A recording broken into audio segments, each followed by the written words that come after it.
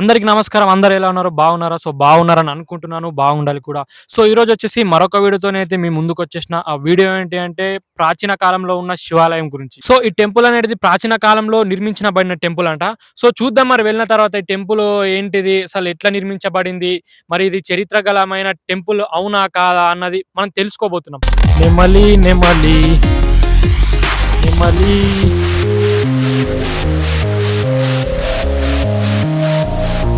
So మీరు ఇదే రూట్‌తోని రావాలన్నమాట. సో చాలా దూరం ఉంటుంది. ఒక 1½ కిలోమీటర్ ఉంటుంది. లాంగ్‌లో అంటే లాంగ్‌లో ఉంటుంది. మనుషులు కూడా ఉంటారు. భయపడాల్సిన అవసరం ఏం లేదు. చుట్టుపక్కల అందరైతే అనుకూలంగానే ఉంటారు మనకు చూడనీకి.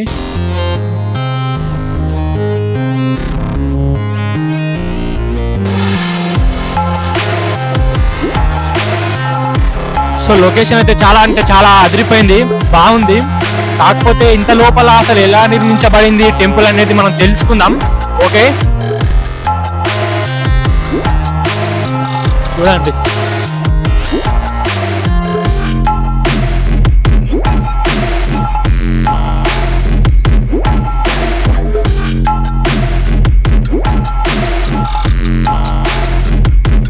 సో టెంపుల్ అయితే వచ్చేసినాం. సో గైస్, మనం టెంపుల్ అయితే వచ్చేసినాం. ఇదే మన టెంపుల్ ప్లేస్ అన్నమాట.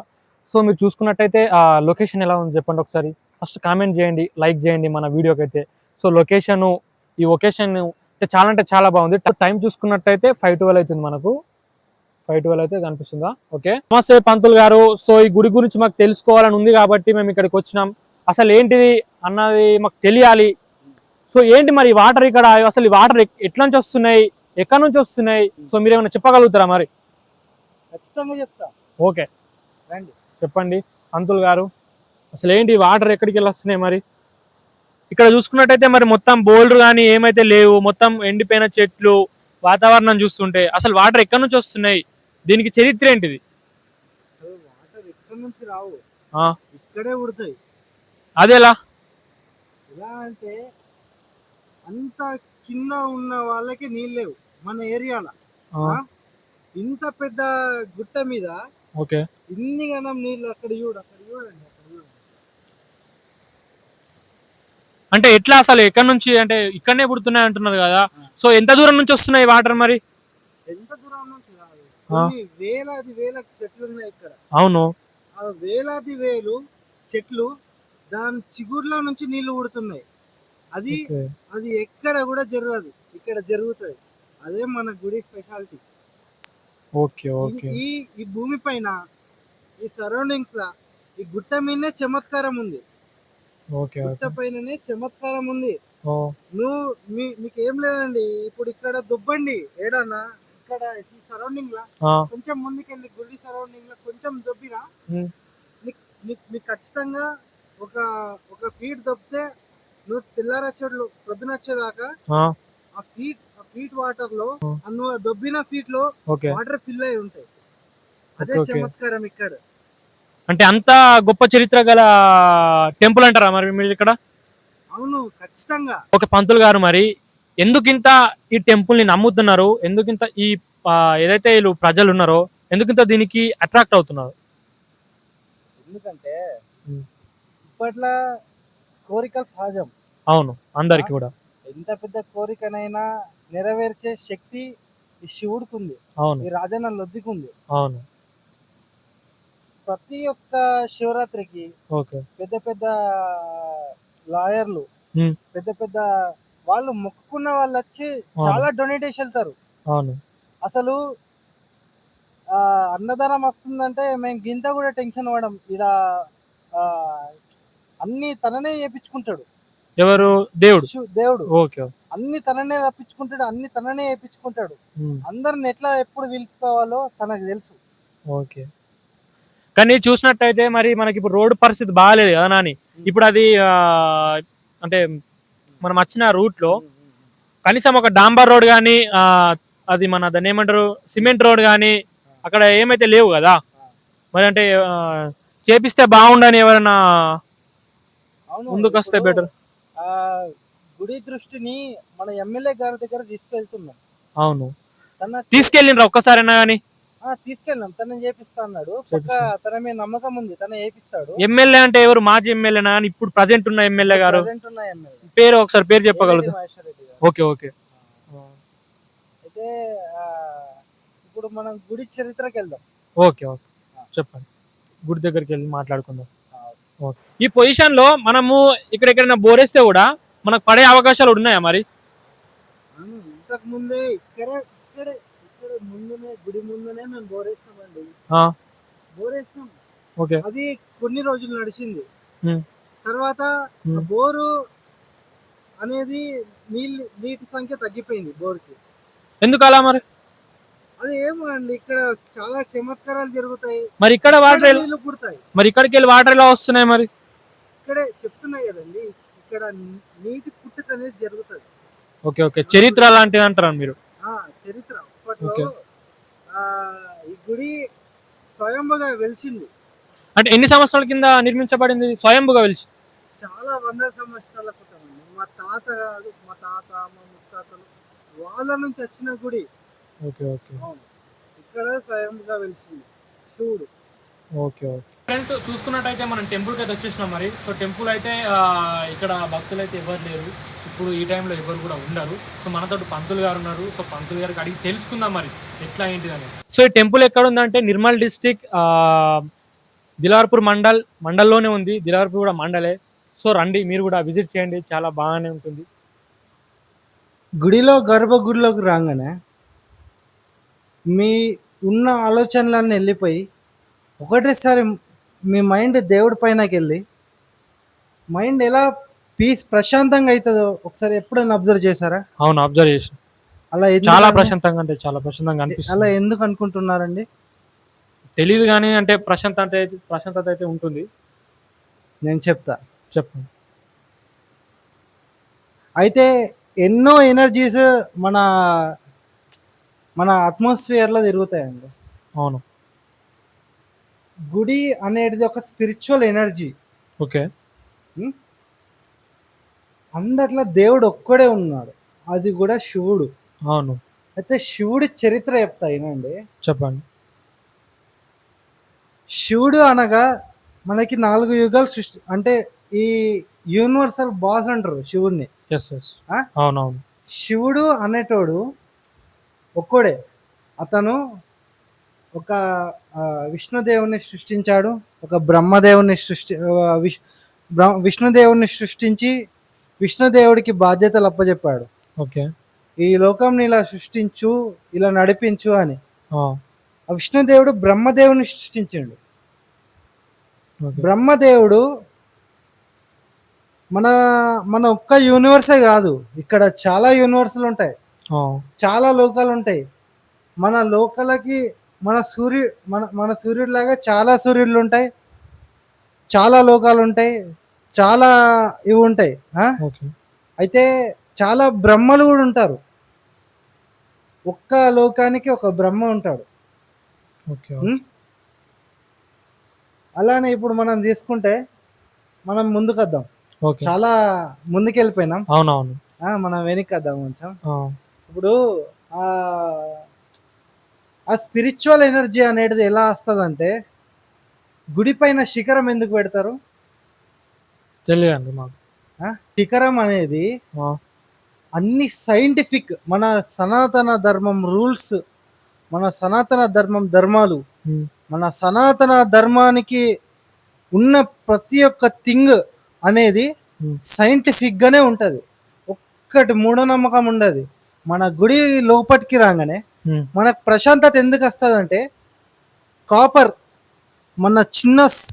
మనం వాడే సిమ్లో మనం క్యాచ్ చేసుకునే సిగ్నల్ అన్నిటికి కాపర్ యూజ్ చేస్తారు. ఓకే. అయితే ఈ కాపర్ అనేది ఇప్పుడే కాదు, ఎప్పుడో సైంటిఫిక్ గా మన సనాతన ధర్మం, మన రూల్స్, మన హిందూ రూల్స్ అన్నిటికీ వాడే పైన శిఖరం పెడతారు. Copper is a good conductor of catching signals. Okay. Catching signals. అలానే మన అది అన్ని సిగ్నల్స్ తీసుకొని అక్కడ పైనుంచి తీసుకొని సీదా మన గర్భగుడి పైన ఉంటుంది శిఖరం. పైనుంచి కిందికి సిగ్నల్ ఇస్తుంది మనకి. అంటే ఆకర్షించుకుంటది. అంటే అన్ని శక్తులని అన్నిటిని ఆకర్షించుకొని అని అది కిందికి ఇస్తుంది. అంటే దాని సరౌండింగ్ లో నువ్వు ఎప్పుడన్నా గుడికి రాగానే గంట కొట్టగానే, గంట ఎందుకు కొడతాం? గంట అనేది అన్నిటిని యాక్టివేట్ చేయనీకి, మన మైండ్ లో అన్నిటిని యాక్టివేట్ చేయనీకి గంట అనేది యూజ్ అవుతుంది. అది నువ్వు ఎన్నిసార్లు కొట్టినావా, 10 సార్లు కొట్టినావా, 20 సార్లు కొట్టినావా అన్నది ముఖ్యం కాదు. అవన్నీ మనలో మనం సృష్టించుకున్న మూఢ నమ్మకాలు. నువ్వు 10 ప్రదర్శనలు చేస్తావా, 5 ప్రదర్శనలు చేసినావా, 100 ప్రదర్శనలు చేసినావా, 101 ప్రదర్శనలు చేసినావా అన్నది ఎప్పుడు కూడా ముఖ్యం కాదండి. మనం ఏంటంటే గుడికి వచ్చి కొంచెం స్పిరిచువల్ ఎనర్జీ అనేది మనం ఆకర్షించుకొని మన మైండ్లో ఉన్న ప్రతి ఒక్క నెగిటివ్ థాట్ అనేది తీసి బయట పడేయడానికి మనం గుడికి వస్తాం. అయితే ఇప్పుడు ఈ ప్రజెంట్ ఉన్న జనరేషన్లో మరీ మంది పిచ్చర్లు అయిపోతున్నారండి. అంటే ఇప్పుడు పంతులు గారు, నాకు చిన్న డౌట్ ఏంటిదంటే, చెప్పండి. కొందరు దేవుని అనేది నమ్మరు. సో వాళ్ళకు మీరు చెప్పే జవాబు ఏంటిది? దేవుడికి రూపం ఉండదు, దేవుడికి ఏముండదు. దేవుడు అనేది ఒక స్పిరిచువల్ ఎనర్జీ. ఇప్పుడు నువ్వు చూసినావా, దేవుడు ఇట్లా ఇట్లా 2 చేతులు, ఇట్లా ఒక ముఖము, అదే ముఖం ఉంటుందని నువ్వు ఎప్పుడైనా చూసినావా? చూడలేరు. దేవుడు అనేది స్పిరిచువల్ ఎనర్జీ. ఆయన కర్రెగా ఉంటాడా, తెల్లగా ఉంటాడా అన్నది ముఖ్యం కాదు. ఆయన ఏ రూపం కావాలంటే, ఏ కలర్ కావాలనుకుంటే ఆ కలర్కి వస్తాడు. అవును, అది దేవుడికున్న ప్రత్యేకత. అతను తలుచుకుంటే ఏమన్నా చేయగలుగుతాడు. అయితే పంతులు గారు, మరి మనకున్న టెంపుల్ ఇది ఏదైతే రాజన్న లొద్ది అంటారా, రాజన్న లొద్ది, అయితే ఈ టెంపుల్ నిర్మించబడిందా, లేదంటే స్వయంగా, అంటే విగ్రహాలు వాటికి వాటే ఇట్లా స్వయంగా లింగం అనేది వెలిసిందా? అయితే ఇక్కడ మనకు కనిపిస్తున్న విగ్రహాలు అసలు మాకు ఏమేమి విగ్రహాలు ఉన్నాయి, వాటి పేర్లు వివరించగలరా? ఇక్కడ మన గణపయ్య ఉంటాడు, గణపతి దేవుడు. పార్వతి శంకరుడు ఎప్పుడు లింగంగానే పూజించబడతాడు కాబట్టి లింగమే వెలిసింది ఇక్కడ. అంటే నంది అనేది మ్యాండేటరీ. ఎందుకంటే శివుడు ఎక్కడుంటే నంది అక్కడ ఉంటాడు. నందికి ఏం విష్ చేసినా శివుడికి విష్ చేసినట్టే. అంటే ఫస్ట్ ఇక్కడ లింగేశ్వరుడు వెలిసింది అంటారు. అవును. తర్వాత గణపయ్య గాని, ఆ పక్కనున్న దేవుడు ఎవరు? పార్వతి గారు. అయితే ఇవి విగ్రహాలు మీరు తెచ్చి పెట్టారా, లేదంటే లింగం వెలిసింది? లింగం ఒకటి నేను చెప్తానండి, ఒకటి చెప్తా. బండల ఒక గుడిలా అనేది శక్తి ఎప్పుడు ఉండదు. ఆ ప్లేస్ లో ఉంటది. అవునవును. ఆ ప్లేస్ కి రాగానే మీరు ఇంతకు ముందే ఎక్స్పీరియన్స్ చేశారు.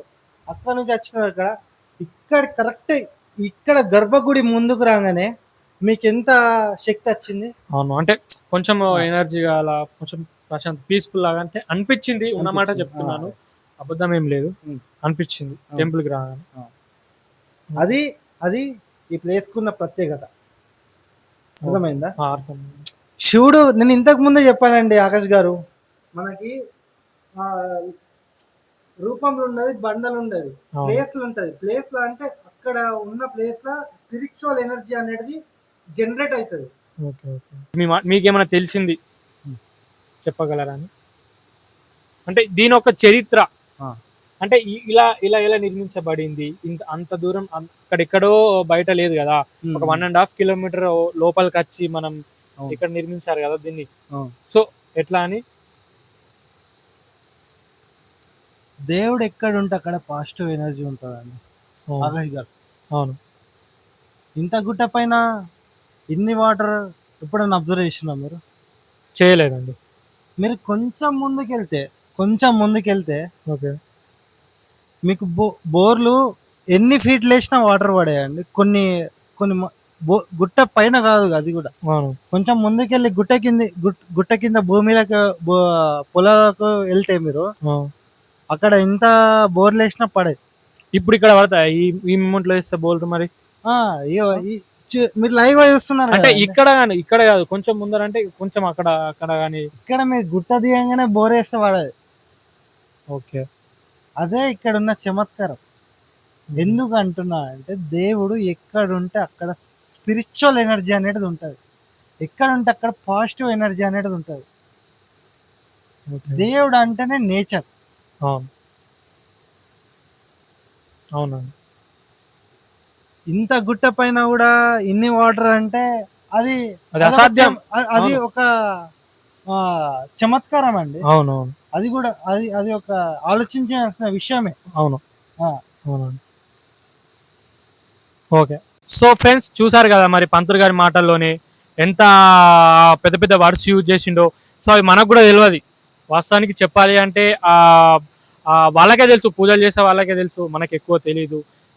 ఓకేనా? అయితే మరి ఇప్పుడు వాటర్లోకి వెళ్ళి మాట్లాడుకుందాం. ఆ వాటర్ ఏంటి, ఆ కథ ఏంటిది, మ్యాటర్ ఏంటిది అనేది చూసుకున్నట్టయితే మనం దగ్గరికి వెళ్ళి మాట్లాడుకుందాం. ఇందాక మనం చూపించాం, ఓకేనా, చూపించాం, కానీ వాటర్లో కూర్చొని మంచిగా పీస్ఫుల్గా ప్రశాంతంగా మాట్లాడుకుందాం. వాటర్ అమ్మ వాటరు, వాటర్ అమ్మ వాటరు. అమ్మో అమ్మో, వాటర్ చాలా స్వచ్ఛమైన వాటర్ లా ఉన్నాయి ఇవి చూసుకున్నట్టయితే. సో ఫ్రెండ్స్, చూసుకున్నట్టయితే వాటర్ అయితే చాలా స్వచ్ఛంగా ఉన్నాయి. మరి ఇక్కడ చాలా పీస్ఫుల్ అంటే పీస్ఫుల్ గా, చాలా ప్రశాంతంగా దొరుకుతుంది. అడుగులు మాత్రం చాలా మెల్లగా వేయాలా, లేదంటే అమ్మో లోతుంది లోపల.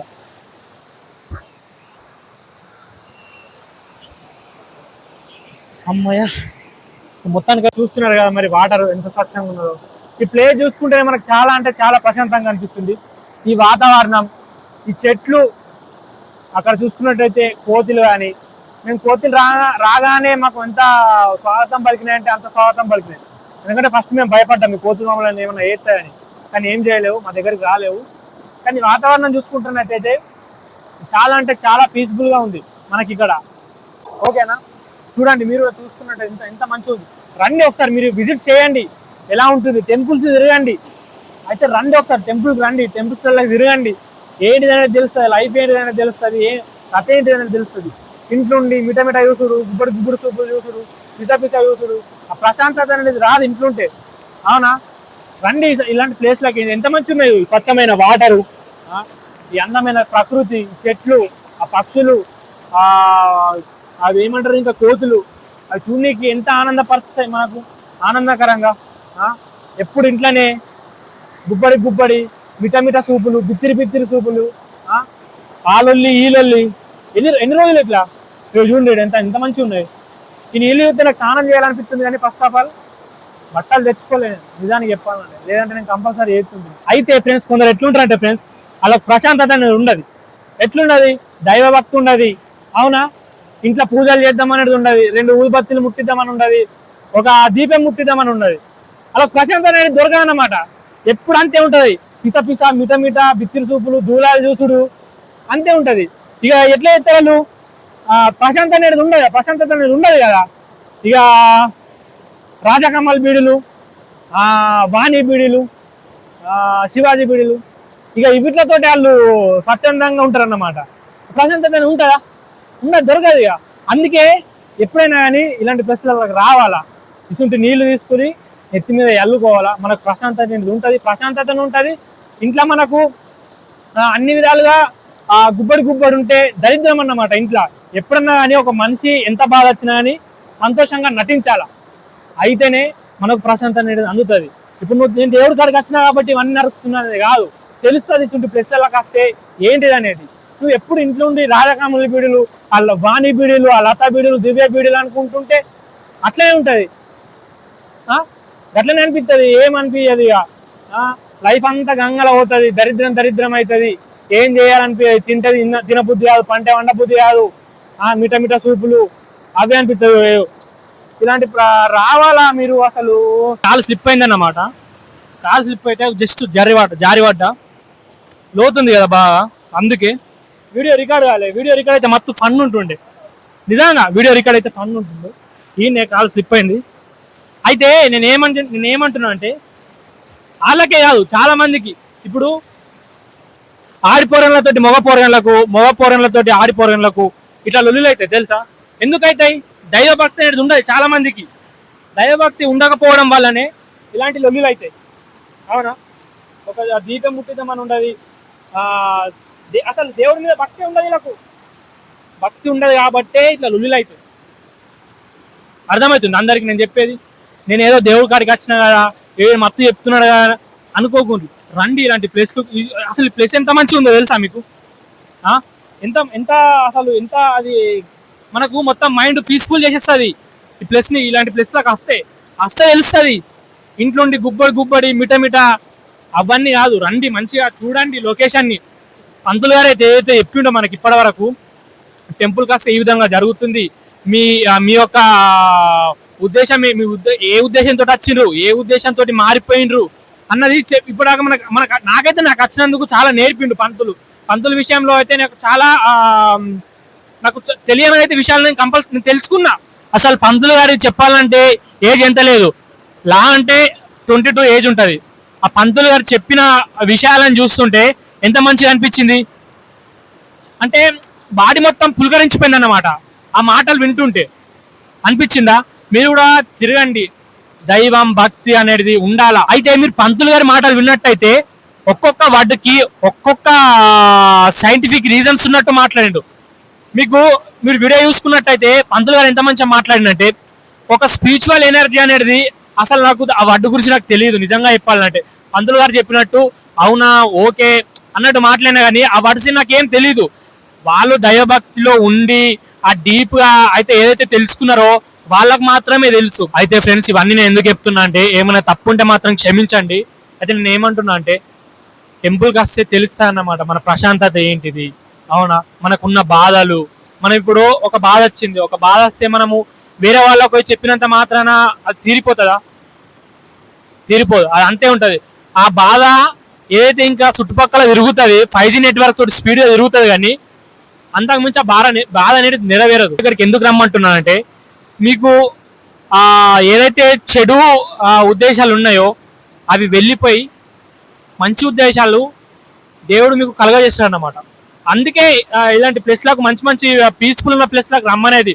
బట్టే ఎవరు రమ్మనరు.